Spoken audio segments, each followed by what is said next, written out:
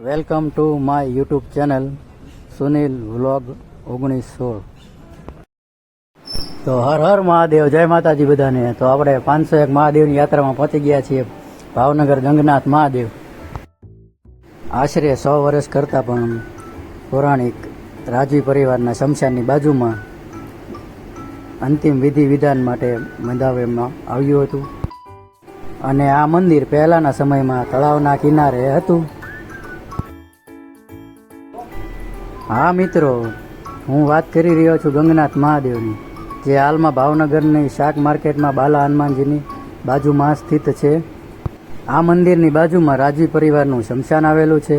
આશરે 100 વર્ષ પહેલાં રાજવી પરિવારમાં અંતિમ વિધિઓ માટે રાજાએ ગંગાજળિયા તળાવના કિનારે આ મંદિરની સ્થાપના કરી હતી. શહેરનો વિકાસ થતાં તે તળાવને કદમાં નાનું થઈ ગયું છે અને મંદિરના પગથિયા પણ દટાઈ ગયા છે. 1947માં જ્યારે આપણો દેશ આઝાદ થયો ત્યારે ભાવનગરના રાજા શ્રી કૃષ્ણકુમારસિંહજીએ આ મંદિરનો જીર્ણોદ્ધાર કરાવ્યો હતો. મહાદેવની સાથે કાળભૈરવ દાદા અને હનુમાનજીની સાથે લક્ષ્મીનારાયણ દેવના પણ દર્શન થાય છે. તો બધાને મહાદેવના દર્શન થાય તો કમેન્ટમાં હર હર મહાદેવ લખી કાઢજો. ચેનલમાં નવા હોય તો સબસ્ક્રાઈબ કરી લેજો.